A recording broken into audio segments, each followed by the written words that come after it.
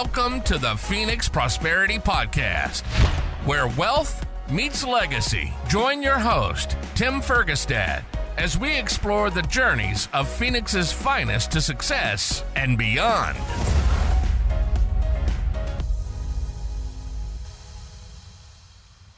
All right. Hello, this is Tim Fergestad. Thank you for joining us. I'm very pleased to have Chris Brown and Juli Rey with me here today. Chris Brown is a partner and CTO at WOW Remote Teams, and Juli Rey is the founder of WOW. And Chris Brown is also the founder of Equus with his privately owned real estate investment and development company. We're going to talk largely, I believe, today about WOW and how awesome that is. Welcome both to the show. Thank you so much, Tim, for having us today. Yeah, thank you. It's great to meet you. All right. Who wants to give me a quick snapshot of WOW? Yeah, I'm happy to. WOW is a recruiting and staffing company. We primarily serve U.S. companies, bringing Latin American talent to U.S. companies. So we offer positions of basically anything that can be done remotely. We can save you time, money, and get better candidates for you from Latin America. So it works really well for people that are, looking to grow their business and have some sort of budget constraint, or are currently using outsourced talent or nearshore talent and having problems with either the talent themselves or with time zones or with costs or with setup with the company that they're using. Sure. So we're a US based company, so we bill you as a US company. We handle all of HR and all of payments and all of recruiting and sourcing of the talent themselves. We pre-vet, we pre-interview all of our talent. We make sure they're up to snuff, that they're sufficiently skilled for the position, that their English level is sufficient for what they're doing, and that they're the kind of person that you would want to hire, right? I don't bring anybody to you that I wouldn't want to hire myself. So my recruiting team is working all day, every day to look for the best talent that we can find for lots of different positions. So, anything that you need that can be done remotely, we can find somebody very good for you. Okay, so remotely, none of them ever come to the U.S. at some point as the company grows? Not yet? They do. Actually, we have a couple people that have. We have one guy currently that's going to a position in Idaho. So he's moved up to the US from Nicaragua, and he's got an in-person actual position in Idaho. Okay. But it's a rare kind of thing. We primarily do remote just because we can reach a larger pool of candidates. And, in reaching that larger pool of candidates, we can have a really solid win-win for both sides. Okay, what type of work are they doing remotely? Are you setting up any production abroad, or is it all sort of virtual office type work? So it's all virtual office type work. We have entities in Colombia and Mexico, but we're not looking to put people in an office because a lot of the value proposition that we see is actually the ability to have people that are anywhere. So if I open an office in, say, Bogota, then I have to have people that are in Bogota, which really excludes a lot of talent that are in small towns all around the countryside in Colombia or any other country, And we find a lot of value in hiring people that wouldn't be able to don't live in a major city, wouldn't be able to come to a major city, but now thanks to the expansion of the internet, thanks to Starlink and a million other providers, we're able to get really consistent, really solid connection to people that are highly qualified. They're very good at what they're going to be doing, but they don't live in an area that's going to have an office that we would set up. And similarly, if we go around setting up offices in all these places, it would increase costs because, offices are expensive no matter where you are. Sure. I just was wondering if you're doing any manufacturing or anything else like that in any. Oh, no. No, this is all primarily, intellectual work, tech work, marketing. We also do software and technology kind of stuff, but mostly stuff that you could do online, things that you would need, you need a laptop to work on. Okay, right. So, Juliana, can you tell us about the origins of WOW and how it came about? Yes, absolutely. Well, I'm originally from Colombia. I used to be an executive in different companies in Colombia. Then I got married and decided to come here. We lived in Colombia for 5 years, and then we decided to come to the US. As I started working here and seeing the needs of like talented people and of course cost-effective people, talking to other entrepreneurs and to other small businesses. I ended up meeting a friend of mine that is a software developer, and he has a software developing company. And he was saying, like, I'm having such trouble to find developers here that are cost effective in order to fulfill a project that I need with a company, and they have a restricted budget. So I'm trying Latin America, and I was like, well, let me help you out. I know I can find the people. I have been an executive in companies in Latin America, and I know how to do this. So let me help you out. Okay. So that's how it started. I ended up finding for him 5 software developers in PHP and Java, and he was super thrilled. Like, he was so happy about it, and I was like, well, this maybe can be a good business idea. So I started going to the Chamber of Commerce here in Tempe, in Mesa, in Chandler, especially in Chandler. It's I really like that Chamber of Commerce, and I started meeting people and meeting small businesses and talking about their needs with staffing, with talent, and how not having enough talent within their companies was restricted their possibilities to grow. So in those conversations, I ended up moving the business towards virtual assistants and on other kind of support positions, right? Data entry, marketing specialist, SEO specialist, marketing assistants, marketing generalists, content creators, all kinds of things, honestly. Like, we've been all over the place by now. Like, right now, we're even sourcing for construction firms, drafters, architectural people. So we've gone like through all kinds of industries to staff support people that are cost effective and that helps small businesses, like, because we help mainly businesses with up to 50 employees, more or less. We have a couple of companies that are beyond that, but I think most of the businesses that get the most benefits are the ones that are small to medium companies, right? Because they often have budget restrictions that do not enable them to grow properly. Right. So when we get these support people, they enable their own professionals and their professionals from the US to focus on strategy, to focus on getting clients, to focus on something else, right? So they don't have to go and put the ads in Google Ads or Facebook. Like, they can delegate these tasks to the support people in Latin America and make their whole operation way more cost effective and way more efficient. So yeah, that what I think I went a little longer than expected with. No, it's all good stuff. So But that's important, right? Because the niches are really what set you apart, because there's a lot of competition in this space, right? Can you talk about the different range of you kind of did just now, but maybe what comes easier to you and wow? What comes easier in terms of the types of professionals? Yes. Yes. I think it's a tricky question, because there's just so many good professionals in Latin America that a lot of them come easy.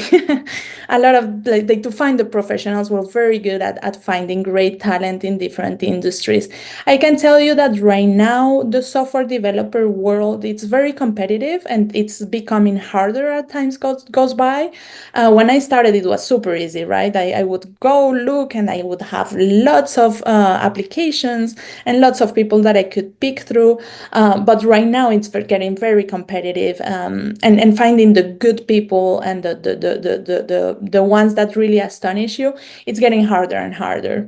But as for the other professions that we have, I think there's just so many good professionals in Latin America looking for opportunities, that it comes very easy to us who have like a whole recruiting team to do the whole motion, right? I think if you don't have the recruiting team and the motion going, it might be a little more difficult. But our process is like very straightforward. We source and recruit candidates in 3 days.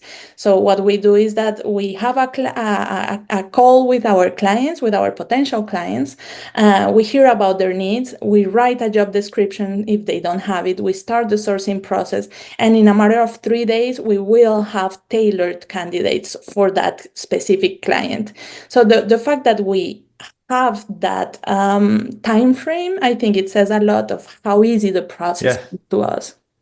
Well, yeah, that's important. Hiring is a very valuable skill, right? And if you've been doing it for years, that's particularly advantageous for sure.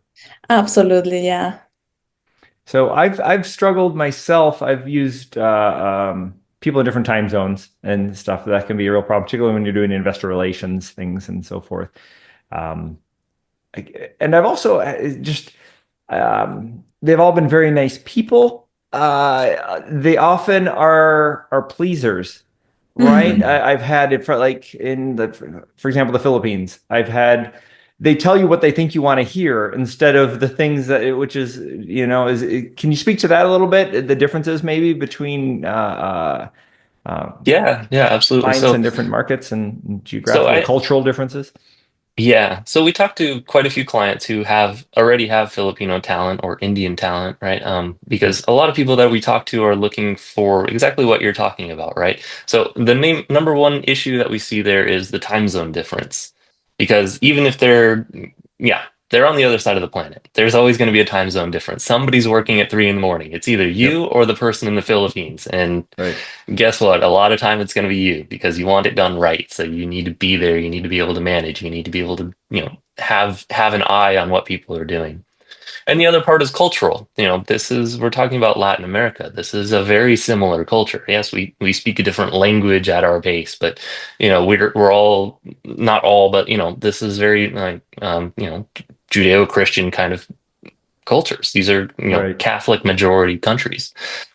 So the fit is very good there. And then a lot of the fit with, how we work, right? How do American companies work? How do US companies work? We're very individualistic. We're very capitalistic. We have this mindset of, there's this kind of notion of hustle culture that people talk about a lot, right? But this mindset of work hard and be honest, look for what is the true nature of the thing that you're trying to do and do it well. And I find that a lot of our talent fits that very well. Now, we're running an entire recruiting process, right? And these values are part of what we're looking for in people, right? I want people that I would want to work with to give to clients. So I'm looking for people that are hard workers, that are outgoing, that are truthful and honest and, committed to creating something better, not just creating the thing that they're tasked to do. So we find that a lot of people that come to us talking about, I have Filipino virtual assistants, or I have email marketing specialists, or I have graphic designers over there. And, I have this issue or that, usually time zone.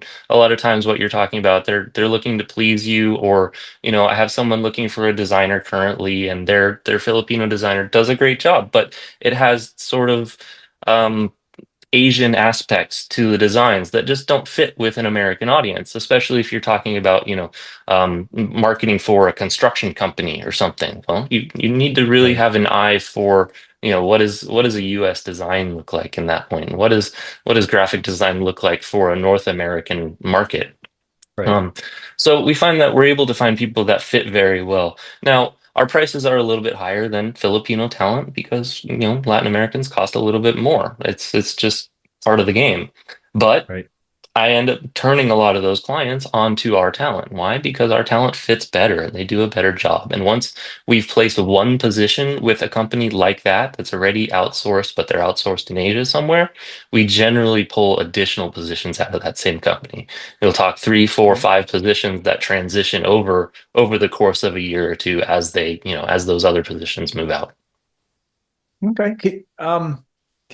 On that note, can you sort of give an example maybe of a current or an ideal recent client and how they usually approach you and what their needs usually are? What size they are, what their budget is maybe even, and what their problems are they need help with?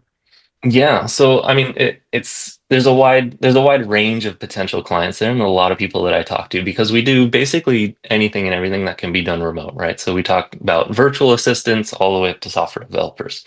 So like right now we have like I was just talking about the Filipino graphic designer, right? So that person's looking for a couple positions in marketing. They're doing paid ads, they're doing SEO management, and they're looking for design because they're a marketing agency. So they have a bunch of US clients that are construction companies that they run their websites for. They run all their digital ads. They run their SEO. They run all their design. So they need kind of to put all of these together as a package.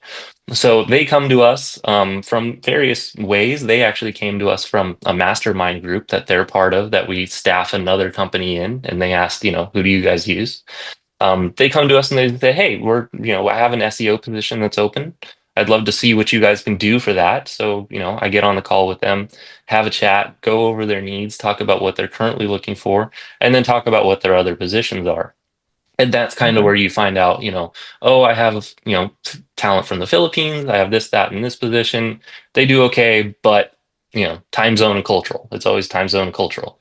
And then I go, okay, well, let me show you some candidates. Let me send you a few profiles for the position that you need, which is SEO.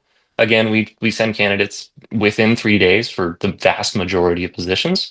So that happens quickly. We get to them a few days later. They see our profiles, they see our prices, and they go, hey, I'd like to interview a couple of these people. And then, bam, that goes pretty quick. That's generally pretty easy because, again, we're running a recruiting team and we're decently good at it, not to toot Right. our own horn too much. So, That's important, right? You got we're, people potentially working like a week out. yeah, Is that right? yeah. A week does happen. I mean, I've seen people in 3, 4 days. So I've seen people, we've sent profiles 3 days, they interview the next day, they're hired basically on the spot. That's rare. That's very hard to do. It's Sure. hard to get Sure. comfortable Well, enough you with have a few someone to days interview for that your fast. own vetting process and trying to fill the description, and then they have their own process depending upon their. Yeah, I mean, you also remember that we have a database of candidates that are generally available. So a lot of it's Right. pre-vetted, right? So especially if you're coming in for, digital ads or an SEO position like that, I have a database of people who I know are good candidates. I just need to know if they're still looking for a job today. So Okay. that really crunches down the time frame for finding candidates because I can just go message each of them and say, "Hey, are you still available? Are you looking for something?" And they say, "Yeah, no, I'm looking part-time or I'm available or it would take me 2 weeks to get out of my current position, whatever." Um, Okay. Well, let's talk a little bit about that real quick. Most of the the assistants or the virtual workers are full-time, part-time? Are they generally fractional, and can they expand, and are they looking? Is there an abundance of them? Can you speak on those? there's an abundance depending on your price range, always. Uh-huh. Okay. But yeah, so our goal is to place full-time positions because we find Okay. that's the best balance for everybody. That gives the talent the best kind of ongoing position for them, and it gives the U.S. company the most engagement, really. Okay. And what We do percentage of hires are full-time right out of the gate versus trial part-time type things?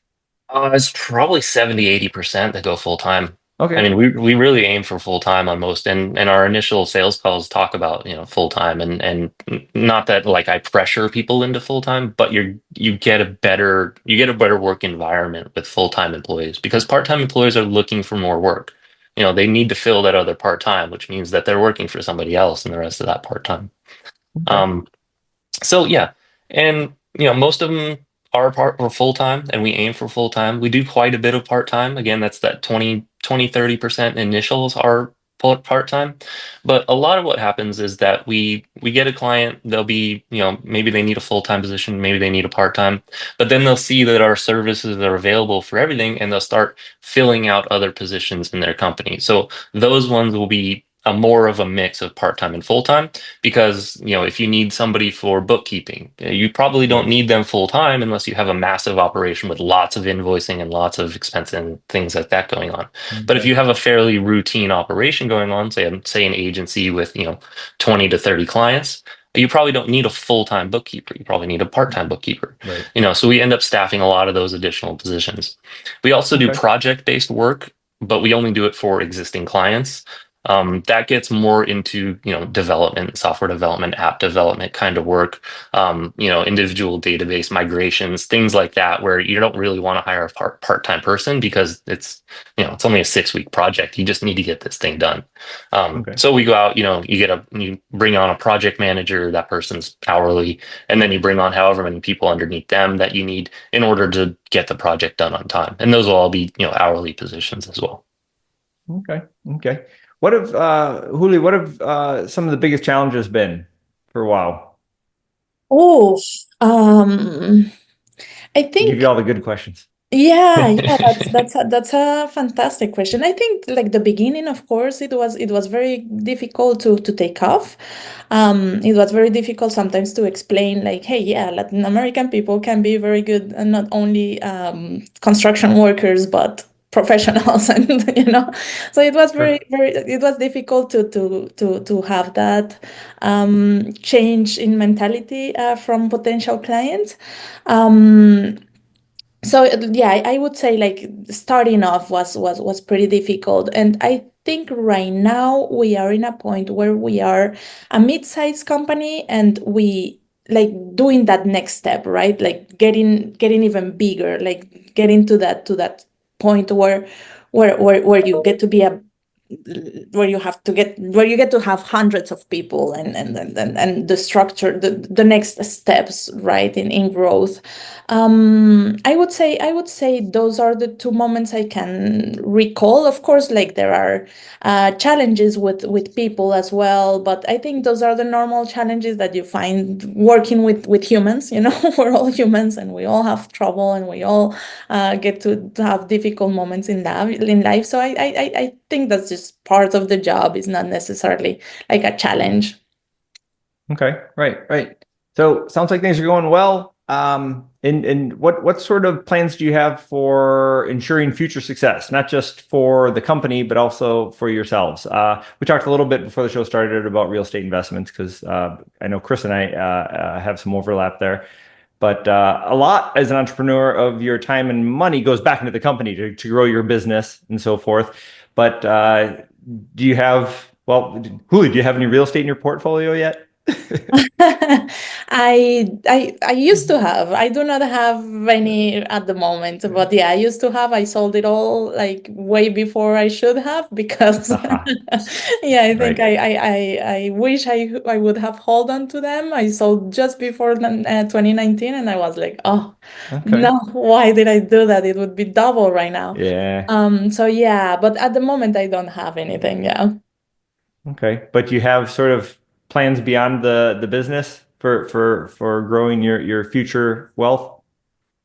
Yes, I think we are looking into getting into AI things more. Like there's this thing with AI agents that is going on right now, and staffing AI Okay. agents. It's something that I we're see. looking into.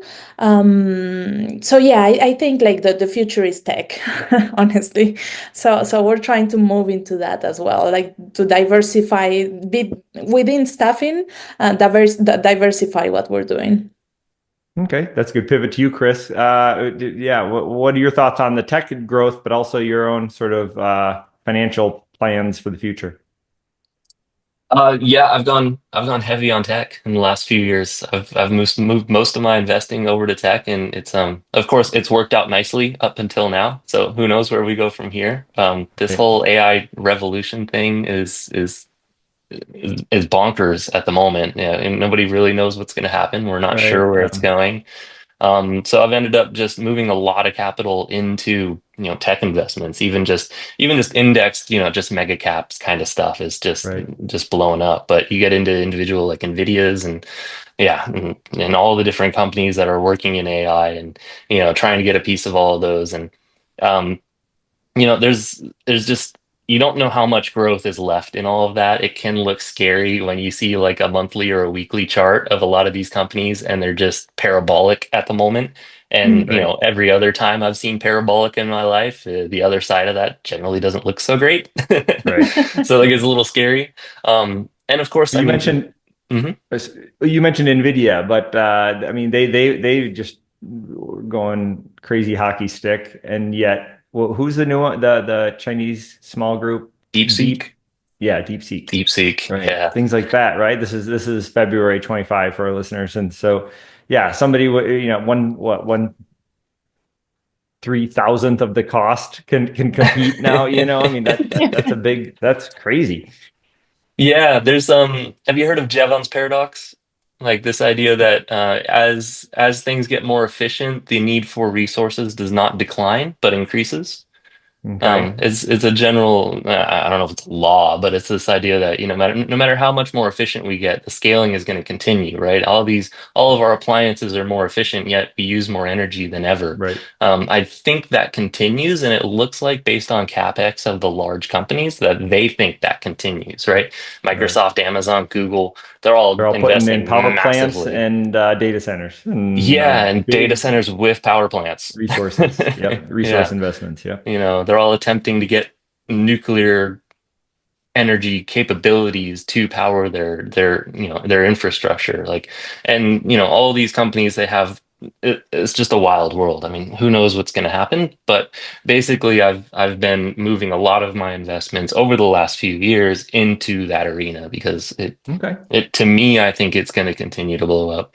On a less aggressive sort of frame, very much an index investor, very much a passive, long-term sort of hold it all investor, and then of course real estate. We're always looking for more deals and more things to purchase and more to come up into. Right. I like what you do. I'm really always been interested in getting into larger multifamily projects. I haven't really been in there so far. We primarily do, single family to, multifamily up to like 4 or 5 plexes, and then quite a bit of land. I've done some development of land, and we've looked at kind of different ways to do that. There's a lot of interesting stuff going on with like these really small houses and things. So I own quite a few little pieces of land around, and I've always been looking for, what can we do with that that's really cost effective? Because especially over the last few years, building a stick-built home is not particularly cost effective. Every time I run the numbers over the last few years, I go, "Oh, I'm not doing that today." Right. I invested in Texas in a community of tiny homes. And nice. I always wanted to do that with myself. I've had land here in Arizona. I'm like, this would be great. It's zoned. I could get some in there, make a little mini, build a rent sort of community. But then over like COVID and stuff, the prefab homes and stuff, we're gonna, in the Texas deal, it got so expensive we had to go back to stick built, and then things normalized, and now we're back to prefab, but it's a different product or so. But anyway, it's a numbers game. Very cyclical, yeah. So we talked a little bit about prosperity, and just to finish up, I'd like to talk about Phoenix stuff. Are most of your clients local, or are they just sort of national? No, they're national. Okay. Yeah, most of our clients are all over the country. Yeah. I think we have a couple in Phoenix, like probably 10 or something like that. It's not a lot. Okay. On that note, do you have any specialty for the language, right? If there, if you want bilingual support for anybody, is that a big or a part of WOW's service? Yeah, so we see quite a few people, especially companies in Texas and Florida, that like a lot of bilingual support. Again, we do quite a bit of like customer service kind of positions, and those will have a lot of bilingual support. Yeah, anybody with an intake that might need to talk to somebody that's Hispanic will have quite a bit of Spanish overlap. And of course, all of our talent speaks Spanish. Well, yeah, I would say almost all. We have some talent from Brazil, and I'm not sure that they speak Spanish, but they speak Portuguese. We've actually had other companies come on. We had a company looking for people that were bilingual in English and Russian. I don't think we actually found a fit for them, but we did search. We did actually. We did find some Russians living in Argentina and Mexico, and some in Chile. But when we did that was a hard one. I should have mentioned that one when you asked. But yeah, we did find, and really good people, like and with really good salaries too. We were like, oh, we should all learn Russian. Apparently, they make as much as a software developer. But yeah, we did find, and when we found them, the client had already filled the position, which was a bummer. But yeah. Interesting. That was a real estate company in California. Mm-hmm. that are primarily serving a Russian immigrant community. Interesting Yeah. niche. Okay. Yeah. Okay. Well, I have a reflection question for both of you that I'd like to wrap up with, which was, what do you wish you would have known sooner about building wealth and success earlier in your career? I wish I had known to mine Bitcoin. That's it. Okay. Yeah. You'll be a millionaire now. Yeah. Who knew which blockchain thing was gonna catch? Yeah. Yeah, right. I mean, I'm a nerd, right? I've always been a nerd. I'm always a tech guy. And you've always had servers running. I've always had, gaming systems running Okay. and yeah, if I had just seen it in like, 2011, I think it came out in 2010-ish. It would be yeah. I almost got on board with some of that. I don't like it because it doesn't cash flow. It's just a speculation play type thing. So I'm not a big fan of some of that. I mean, the mining kind of does, but it's I saw a documentary early on because I like blockchain. I think that it's great stuff. The technology is great, but like some of the original coins just disappeared and stuff and got lost. And I was like, I think I like there's the so nature much of of that. it. Yeah, like there's a guy that's he lost a hard drive that had some obscene amount of Bitcoins on it. And he's been trying to get the county to allow him to go back into the landfill to dig out the area it should be. And it's been in a lawsuit for a decade or something now trying to fight it. Yeah, you never know. Like there's so much that's been lost and there's so much that's just been stolen. There's all of these, there's constantly, like MTGOX, Mount Gox or whatever it was called. They did what essentially was the initial rug pull, which was just take everybody's coins and run.